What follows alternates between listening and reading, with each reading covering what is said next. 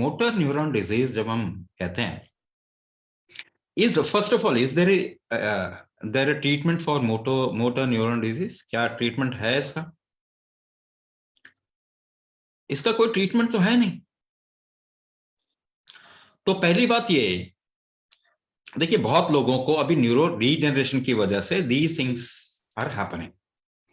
Apart from that, you know the diabetic population is increasing a lot, तो उससे neuropathy भी होता है।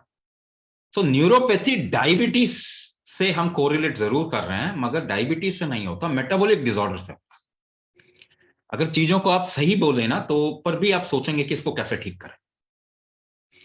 नाउ व्हेन यू से ब्लड में शुगर ज्यादा है, डायबिटीज हो गई, तो दैट इज नॉट डायबिटीज, वो डायबिटीज नहीं होगा। दूसरी चीज के बहुत तरीके से अभी किसी को मालूम ही नहीं है कि डायबिटीज होता क्या, इसको बहुत अलग अलग तरीके से डिफाइन कर रहे हैं। Nobody knows what is blood pressure. I am talking about modern medical science, उनको मालूम ही नहीं है ब्लड प्रेशर क्या होता। आपको लगता है कि उनको मालूम है, ठीक है ना? सो डू अ लिटिल, आपके हाथ में आजकल इंफॉर्मेशन एज है, फोन है, गूगल है उसके अंदर, आप ये ढूंढिए, ठीक है? आपको पता चलेगा। किसी को नहीं मालूम ब्लड प्रेशर क्या होता है। जैसे कि आपको मालूम है कि हार्ट ब्लड को पंप करता है, मगर आपको मालूम है मॉडर्न रिसर्च क्या कहती है? हार्ट ब्लड को पंप नहीं करता। आप बता दीजिए। आप तो आइडिया लगा रहे हैं, आपने तो आइडिया लगाया था मैं तो शुगर का मरीज हूं, मेरा तो टीएसएच इतना बड़ा हुआ है, पर शाम को तो कम हो जाता है। आप दवाई लेते हैं तो वो मरीज आप बने ही रहेंगे। If you want a tag of a disease, keep taking medicine, है ना? कई लोगों को अच्छा भी लगता है कि मुझे ये बीमारियां, they actually count number of disease, कि मुझे किसी ने बोला नहीं मुझे तो 5 बीमारियां, कहेगा नहीं मुझे तो 7 है। तो if you have that kind of a mindset, तो आप ठीक तो होंगे ना। तो मोटर न्यूरॉन डिजीज का मतलब क्या है and why it happens? First of all, everything start from metabolism, then neuro degeneration, then information flow नहीं हो रहा, न्यूरॉन्स में इंफॉर्मेशन फ्लो नहीं हो। आपने बोल तो दिया motor neuron disease, what is the treatment? किसी ने नामकरण तो कर दिया, मोटर न्यूरॉन डिजीज हो गया थी, मगर इसका ट्रीटमेंट क्या है? आपको स्कैन, जितने भी आपके डायग्नोस्टिक मेथड्स हैं, क्या उससे कोई भी ठीक होता है?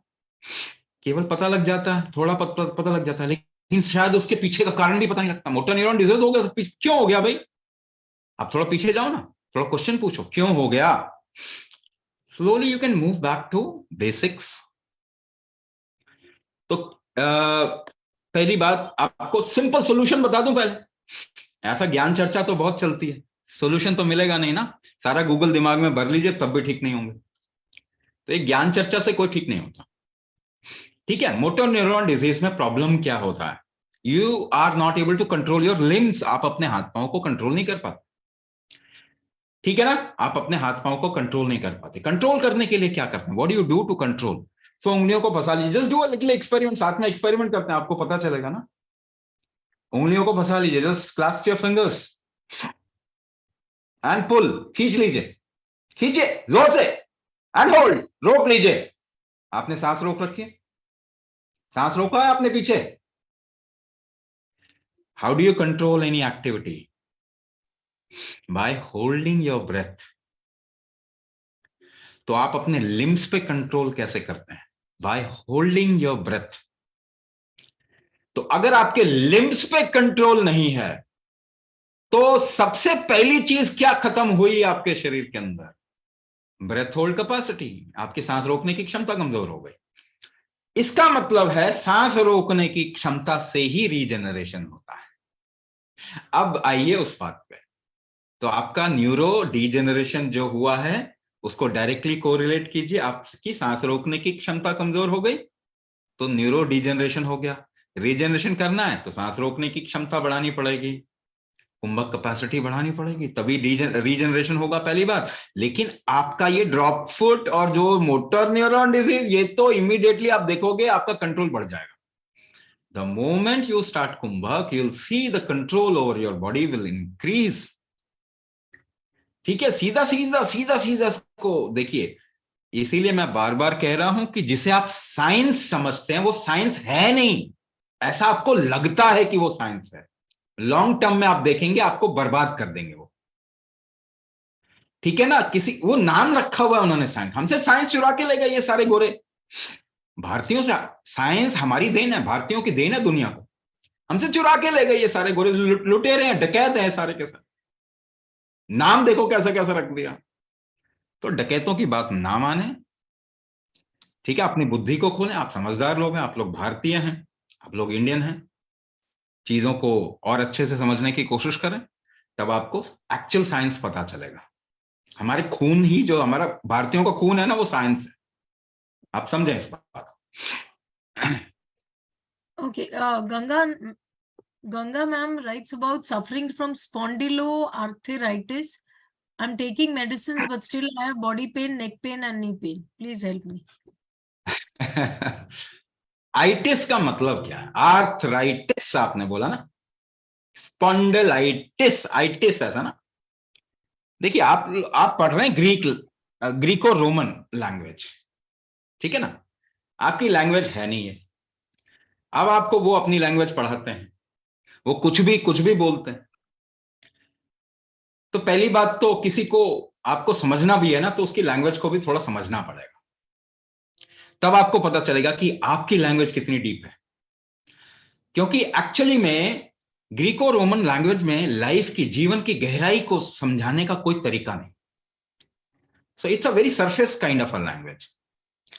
आइटिस का मतलब इन्फ्लामेशन कह दिया, ठीक है ना। इन्फ्लामेशन जो होता है उसका मतलब एक ज्वलनशीलता है आपके शरीर के अंदर आ गई। ये मैंने आपको पहले ही बता दिया। मेटाबॉलिज्म, जब मशीन खराब होती है ना, तो उसकी एफिशिएंसी खराब होती है। आपकी गाड़ी का अगर इंजन ठीक नहीं है ना, तो ज्यादा डीजल खाएगा, ज्यादा पेट्रोल खाएगा, और क्या बनाएगा, टॉक्सिन ज्यादा बनाएगा ना, पोल्यूशन ज्यादा करेगा। तो आपका भी इंजन ऐसा ही हो गया। तो वो जो जिसे कहते हैं गार्ह्य पथ्य अग्नि अगर ठीक नहीं है, तो आप जो खाते हैं ना उसका टॉक्सिन ज्यादा बनता है। अगर टॉक्सिन आपके शरीर में होगा तो क्या करेगा, शरीर को फेंकने की तो कोशिश करेगा, अगर लेकिन आपकी स्ट्रेंथ कमजोर है तो वो टॉक्सिन अंदर है, वो ज्वलनशीलता ला रहा है, तो आपके जोड़ों पे सबसे ज्यादा असर करेगा। इसी को आर्थराइटिस कहते हैं। सिंपल, कितना आसान है तरीका इसको समझने का। इसी को आर्थराइटिस कह दिया, ठीक है ना। अब आर्थराइटिस अगर बोलते हैं, इसको नाम रख देते हैं, तो इससे और भी बहुत आप बड़े बड़े नाम रख सकते हो, संस्कृत में भी नाम रख सकते हैं। आपको बोलेंगे, आपको वो भी नहीं समझ में आएगा। मगर नहीं, किसी ने कहा कि नहीं हम ही नाम रखेंगे, चलो वही उन्होंने रख दिया।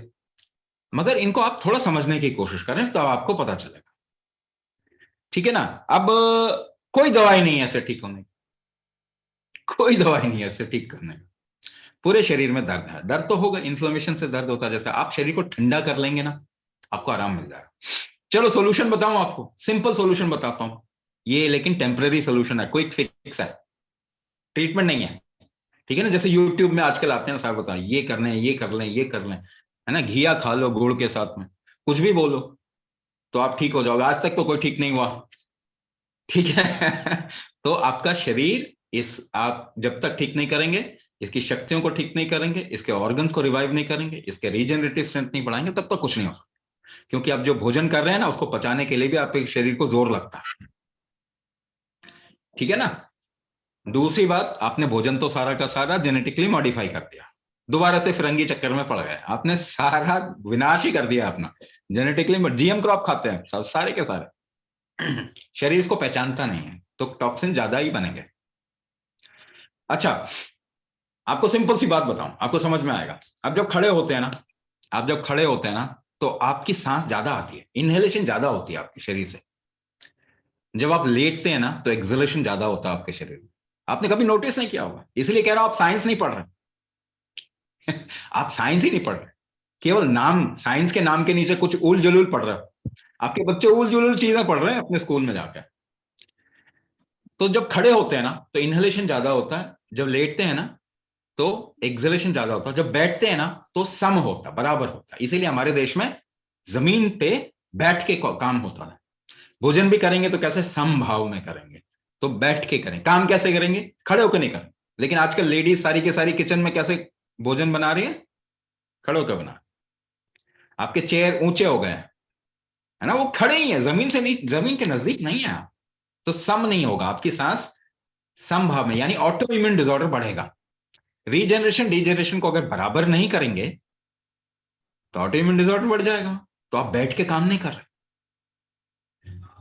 तो आप फिरंगी चक्कर में पड़ गए हैं, आप उनके एटिकेट्स में पड़ गए हैं जो कि निरे बेवकूफ हैं। पूरी पृथ्वी ने इतनी बेवकूफ प्रजाति अपनी हिस्ट्री में नहीं देखी जितने कि ये वेस्टर्नर्स फिरंगी। हिस्ट्री में इतने बेवकूफ लोग पैदा नहीं हुए। कोई अपने ही पांव को काटता है क्या? ये ऐसे ही है, कुछ भी करेंगे ये। तो बैठ के तो आप कोई काम करते नहीं, बैठने को तो आप रूडिमेंट्री दकियानुसी मानते हो। अरे बैठना ही साइंस है, बैठ के करना कोई साइंस है। अलग अलग तरीके से बैठने का तरीका यहाँ पे एक तरीके से रिवाज था, अलग अलग काम करें, अलग अलग तरीके से बैठे। लेकिन अगर आपने थोड़ा पाँव नीचे ऊपर और फिर नीचे कर लिया, फिर क्या होगा? फिर आपके शरीर का डिटॉक्स थोड़ा ज्यादा होगा, यानी शरीर थोड़ा ठंडा होगा, इन्फ्लेमेशन कम हो जाएगा। यानी पाँव ऊपर रखे, थोड़ा 3-4 तकिया लगा लिया, कमर के नीचे 2 तकिया 1 तकिया लगा लिया, सिर को नीचे रखें, ऐसे थोड़ा स्लांटिंग, पाँव ऊपर सिर नीचे। अगर 20-25 मिनट से लेके आधा घंटा अगर आप लेटते हैं, खाने खाने के भोजन के बाद नहीं करेंगे, थोड़ा डाइजेस्ट हो जाए 2.5-3 घंटे के बाद में कर सकते हैं, तो आप देखेंगे कि आपके शरीर में इन्फ्लेमेशन कम हो जाएगा। पानी की पट्टी इन्फ्लेमेटरी जगह, जहां पे इन्फ्लेमेशन हम लगाएंगे तो इन्फ्लेमेशन कम हो जाएगा, दर्द कम हो जाएगा आपका, ठीक है ना। बाकी आप धीरे धीरे करके अपनी डिपेंडेंसी ऑन पेन किलर्स हटाएंगे, नहीं तो आपकी लाइफ बर्बाद हो जाएगी। ये गारंटीड है कि आपकी लाइफ बर्बाद हो जाएगी अगर आप सो कॉल्ड करंट चीजों को अगर ये आप सुनते रहे और दवाई खाते रहे और एक नहीं 50 दवाइयां दे देते हैं, तो that will not help. Please don't make your body into a criminal. अपने शरीर को क्रिमिनल ना बनाएं। It is looking at you for help. आपका शरीर अभी देख, आप तो कुछ करने ही नहीं देते शरीर को ना, तो आपकी तरफ में मुंह ताके, बेचारे की जो लैंग्वेज है वो भी नहीं समझता कोई। तो शरीर को क्वालिटेटिव टर्म्स में अगर देखेंगे ना तो you will be able to understand more. Quantitative terms में देखेंगे ना तो इट इज वेरिएबल। यानी कि आपका शुगर लेवल अगर इस वक्त में 200 है तो 1 मिनट के बाद में चेंज होता है, 5 मिनट के बाद में चेंज होता है, 10 मिनट के बाद में चेंज हो जाता है, ये वेरिएबल है। Quantitative analysis of your body is not a right thing to do. Qualitative analysis is something which can create solutions. जैसे आयुर्वेद में, अब तो आजकल तो आयुर्वेद भी एलोपैथी की तरह रन कर रहे हैं वो लोग, but basically Ayurveda looks at the body in terms of quality, है ना। तभी हम इसको वात पित्त कफ, ये ना क्वालिटी है, क्वालिटी। ओजस तेजस वर्चस सत्व रज तम, ये सब क्वालिटीज हैं आपके शरीर के, 20 क्वालिटी हैं। इसी क्वालिटेटिव टर्म्स में आयुर्वेद हमेशा देखा करता था। आजकल वो कॉपी करने की कोशिश कर रहे हैं एलोपैथी को। That is not a right way approach to even Ayurveda, because Ayurveda is a bigger science and the real science. आप एक फेक साइंस के चक्कर में अपने रियल साइंस को भी फेक ना बनाएं, ठीक है ना। आप भी जानते हैं, देखिए, स्माइल कर सकते हैं, स्माइल कर सकते हैं, इतना क्यों लटका रखा है, थोड़ा स्माइल करो, थोड़ा स्माइल करो। हाँ, अभी पता है आपको कितना केमिकल रिएक्शन हुआ आपके बॉडी में एक स्माइल के लिए? 1 लाख से भी ज्यादा। तो सपोज आपने कंडीशन रख दी कि मुझे जब तक सारे केमिकल रिएक्शन का पता ना लगे आई विल नॉट स्माइल। तो अब मुझे बताइए कि कब स्माइल करेंगे आप? तो this is like modern science who doesn't have a clue about anything in life. इसको कुछ मालूम नहीं कि जीवन चलता कैसे, मगर कंडीशन ऐसे ही लगा कि काट काट के काट काट के काट काट के we will just destroy everything. This is not science. Smile करने में आपको क्या लगा, बैंक बैलेंस बढ़ाना पड़ा? नहीं, आप जब मर्जी चाहे स्माइल कर सकते हैं। See, you have control over millions of life factors without even knowing it, if you just try to understand life in terms of quality, तो आप कंट्रोल में है। If you decipher life in terms of quantity, तो कोई फिरंगी control में आ जाएगा, कोई दूसरा चालबाजी करेगा वो कंट्रोल में आ जाएगा। उन्होंने वही चालबाजी की, आप उसमें फंस गए। आपकी लाइफ आपके ही कंट्रोल में है, पर आप उस तरफ देख नहीं रहे। उस तरफ देखना पड़ेगा।